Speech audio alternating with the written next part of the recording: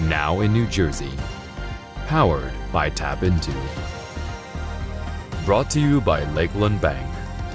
And by Bag Up NJ, a public awareness campaign of the New Jersey Clean Communities Council. Thanks for joining us on this Wednesday, April 20th. I'm Kristina Behr. Violation notices were given out to a Roxbury construction company for polluting a popular lake. TAPinto Roxbury reports construction of the villages at Roxbury Housing Development and Landing will be shut down May 3rd, and heavy fines will be imposed if the developers do not address violations of the state's Soil Erosion and Sediment Control Act. Heavy rainfall 2 weeks ago caused a sediment control basin at the construction site to fail. The water in the lake turned into a muddy brown, angering residents. Well, an inspection of the site found a number of deficiencies in soil erosion and sediment control regulations. A grant is bringing glass art to 9 Newark schools. More than 100 students across the schools will be able to explore their creativity and imagination after Glass Roots, a Newark-based arts education center, received a substantial grant from the New Jersey Children's Foundation.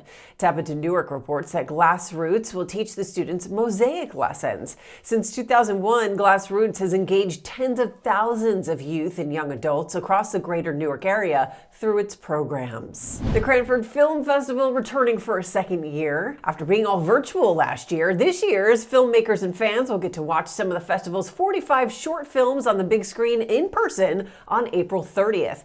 TAPinto Cranford reports that last year's festival raised over $5,000 and helped fund a new curtain for the stage at Cranford High School. Up next, all aboard! Phillipsburg is gearing up to celebrate 170 years of railroad history.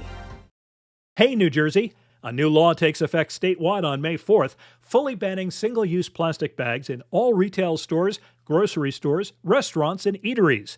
Paper bags will also be prohibited in grocery stores as well as large retail outlets that sell food. This new law is an exciting part of our state moving toward a better, more sustainable future. Get in the habit now, shoppers, and bring your own reusable bags every time you shop. Learn more at bagupnj.com. Welcome back. Phillipsburg will hold its first ever Railroad Festival, highlighting 170 years of history. Aaron Coleman, owner of Platinum Star Services, a local Phillipsburg business, is putting together the festival for September 10th. TAPinto Phillipsburg publisher Danielle DiGirolamo has a preview. Meeting with the South Main Street Alliance, which was established under the NPP New Jersey program. And so Aaron Coleman has really embraced our railroad history and took an interest in, we have the historic Union Station. So he's personally been on his own time donating. So we have the historic PU station. We have a mini railroad train that opens up with the Delaware Railroad excursions that happen. Thomas the Tank Engine, the Polar Express, the Easter Bunny. It's the first time somebody's bringing all of it together so that people can see the entire railroad experience in Phillipsburg, which there's really so much to offer.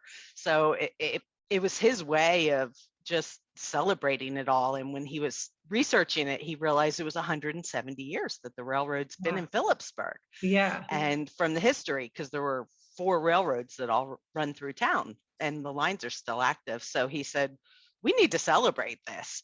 So he got people together. He visited all the organizations in town and they all jumped on board and said, absolutely, let's do this.